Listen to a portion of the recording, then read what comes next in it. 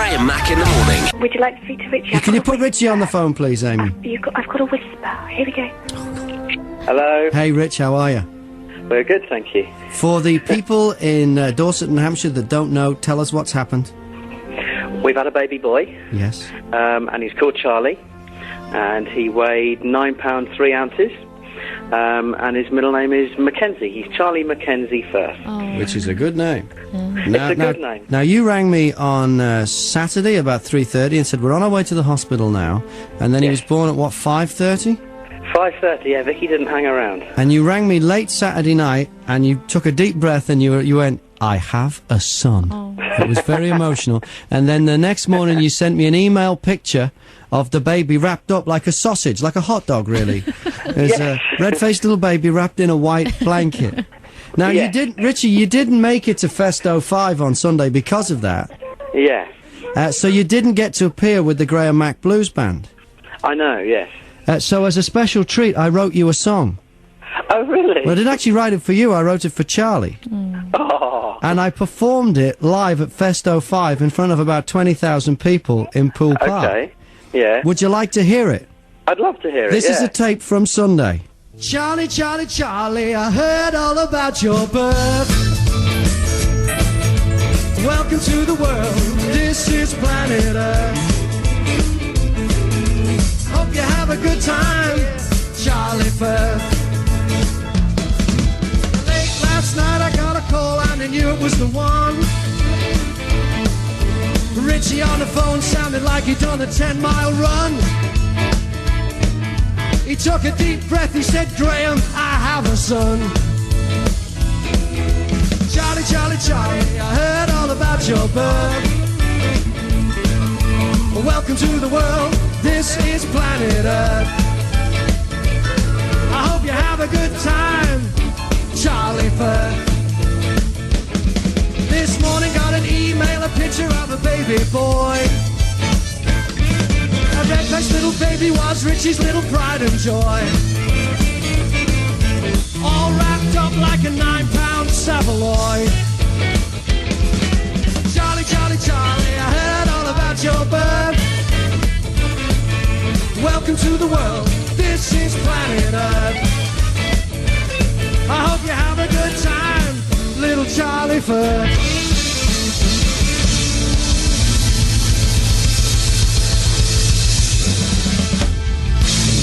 What do you reckon, Rich? You're very, very clever. Graham Mack in the morning. Radio's biggest talent contest is the Max Factor. Yes, your chance to transform your life from dull, boring housewife, bricklayer or movie star into singing sensation with 2CRFM. This lady tries to record a message on the answer phone, but the first time she dials up, as you can hear here, there's a bit of a dispute with her backing singers. Oh, hi, my name's Amy Hazel, age 15, and I'm singing Killing Me Softly. Oh, you're doing a funny looking one. We were out on the streets of Bournemouth last week. We were at the Lansdowne roundabout, just tracking down students and asking them what we thought were simple general knowledge questions. In what decade did Elvis Presley die? Is he dead? When I took my daughter to her first film. And how old was she? I think she was about 8, I think she was. What's her name? Claire. Yeah. And I took her to see The Horse Whisperer. Right. The beginning scene is quite horrific. Really? And it's about a horse sort of coming down the side of a hill with snow and everything. And she stood up in the cinema and screamed, "Somebody do something, don't all just sit there, do something." 2CRFM. Phil, it's a big day in New Milton. Tell us why. Well, the day happens today where the lift in Bradbeer's, the departmental store in Station Road, is reopened after having a new inverter fitted. So who says nothing ever happens in New Milton? Graham Mack in the morning. We have secured a screening of It's a Wonderful Life at the Regent Centre. Would you want to come on Christmas Eve? I can get you a ticket. Sadly, I can't come on Christmas Eve because I'm not going to be around. Oh, okay. You couldn't get Zulu on as well, could you? What are you on about? No! I've saw Zulu 8 times when I was a child. Neil, stop it. Great film. There's a big difference between... It's not a great Christmas film. Neil, which one of these phrases says Christmas to you? Either A, every time a bell rings an angel gets their wings, or B, stop throwing those bloody spears at me. In Portland, you are not to say the word rabbit. Many years ago, they burrowed into a hillside at a quarry, and the rest is very sad history for the Isle of Portland. Thunder Amy is in Portland. Thunder Amy, show me the bunny! Show me the bunny! Okay, well, I've got Alison with me at the moment who says you can only either call them long ears or cottontails. Long ears or cottontails? Will she say rabbit for some movie tickets? Alison, for the free cinema tickets thanks to Cineworld in Weymouth, will you say the word rabbit? Oh, no, I said it! Now I'm going to be cursed now. Amy said it! No! Amy said it by accident. accident. I can't believe I did that.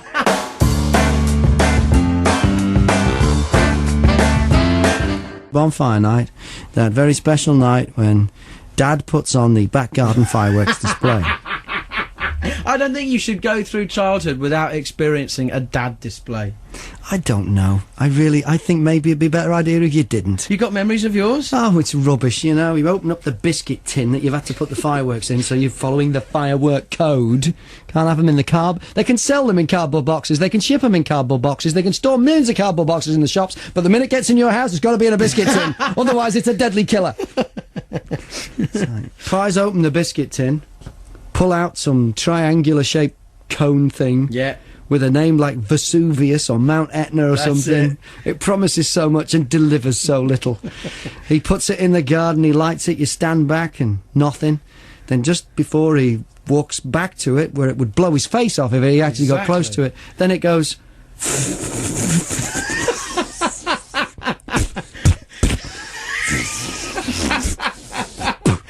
and then you all go, is that it? And then it goes... There are some very beautiful old ladies around. Like oh, really? My nan's actually still quite pretty. She's 93. I thought you were going to pick somebody famous then. What are you grimacing at? Your nan is quite... there's just something not right about that. No, she is. She's a very genteel old lady. I think you should stop now. I'm sure she's a lovely lady. Yeah. But we're talking about attractive to the opposite sex, okay? Well, no, to the old guys in her nursing home. maybe she is Seriously, attractive she to the is. old men She's there. got all these old guys that she's always chatting to, and they love the fact she likes snooker. So I reckon she is a bull. Does she play snooker? Who, Nan? Yeah. No, she can't. She's not as hard at the table anymore now, so... A bit of a problem she'd be knocking the balls about when she leaned over the table as well, Yes, wouldn't she I'm would, guessing. yes. What else is happening, Andrea? Kelly Osbourne has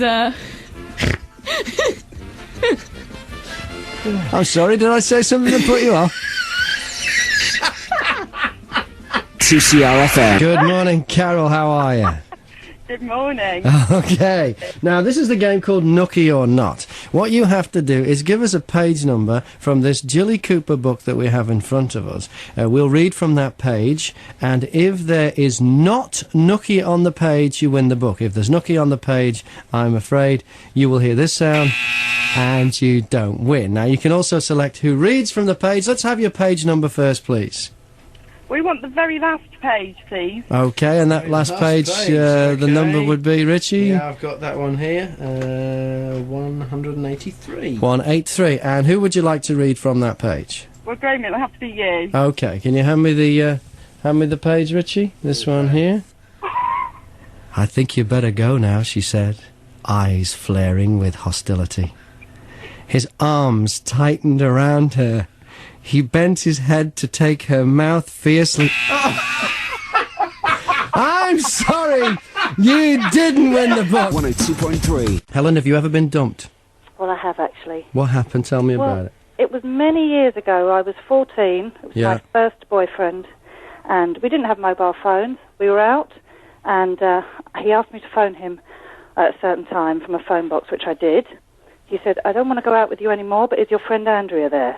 Oh! Yes. 102.3. In the height of the summer, and you may remember, we had a wonderful summer. The garden was host to many barbecues and tea parties, and the moped sat on the patio gathering dust was of an annoyance to my wife. And I remember one day her saying something like, when are you going to get rid of that moped? What are you going to do with that moped? I said, oh, I'll sort it out, I'll sort it out. To which she flippantly replied, if you don't sort it out by Christmas, I will. I just kind of thought it's the kind of thing that your wife says. You know, one of those asides. Until I arrived home from work yesterday, when my daughter Caitlin, she's 3, in a couple of weeks' time, runs gleefully out the front door, shouting, "Daddy, Daddy, your bike's gone! The men took it away on a lorry!" My bike had been taken away by some recycling guys. It's gone. Wait. Let me see if I can get this whole story straight here. She didn't tell you that the bike was going? No.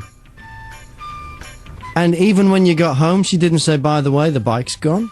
No, that was left to my daughter to tell me. By accident? By accident. So, this moped has been taken away. For good? In the same way as your manhood. Really? What do you mean? She took them off you ages ago. When she started getting her old fella to come round and do all the DIY, that's when they left the kingdom. So, how old is this moped? That was a fine moped. The moped was only about 4 years old. She didn't sell it, though. No, it's taken away for recycling. Yeah, to be sold. It's got to be worth. What did you? Was it new when you bought it? I paid £1,000 for it, new. You paid £1,000 for it new. It's now 4 years old. Yeah. It must be worth a couple of £100, Richie. It must be. Yeah, but the recycling guys, you have to pay these days for they were good. They were good to take it away for free. They were good to take it away. See, you have to pay to get this is taken because away. you've got a woman involved in a transaction in the motor trade. Women have no experience in this area. This is where you have to step up and be a man. Like what? Oh, the guys obviously come round and said to your missus, "Oh no, they're not worth anything, darling. I'll tell you what, we'll take it off your ends and it won't cost you. Normally we charge to pick it up, but seeing as it's you, we'll pick it up for free. And I'll tell you what, we'll give you these magic beans as well." Mack in the morning. We're in the resort of Le Deux Out, broadcasting live from the breakfast room of Hotel Brunnery. We are here with people who have flown over from Dorset and Hampshire, and a screaming kid that's really getting on my nerves. Stop it. Graham Mack in the morning. He bought a brand new moped about 4 years ago. That's right. He gets home, Caitlin, his daughter, blabs that Miss Vicky's had the recyclers come and collect it, and guess what? They didn't charge them to pick it up. So I told him to go on the website and check out what second-hand, and he found one there not as good as his. Yeah, in worse nick and older. But older higher than mileage. His, for sale, second-hand, £450. There was one that had a broken engine in Wrexham. There was £100. It was not good. It was just parts. This is great news. You can get something great now. No, I can't. I haven't got £450. Well, no, but she They took owes it for you. free. No, your wife owes you now, Rich. Next time you screw up, you can keep that in the bag and you can pull it out. Unlike your testicles, which you had ages ago. 102.3. Where are you from, Sharon? Parkstone. Parkstone. And? Sean. Sean, and you're From Winton. From Winton. And what do you do back home? Both working Mackie days. You work with McDonald's? Yes. Which McDonald's? One in Bournemouth. With the one in Bournemouth, what, in the middle of the town? Yeah. Some people may have seen you in there. Yes. Now, are you both the same rank, or do you... I'm his boss.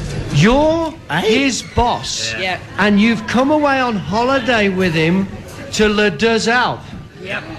Wow. So now we know how they get those Employee of the Month badges.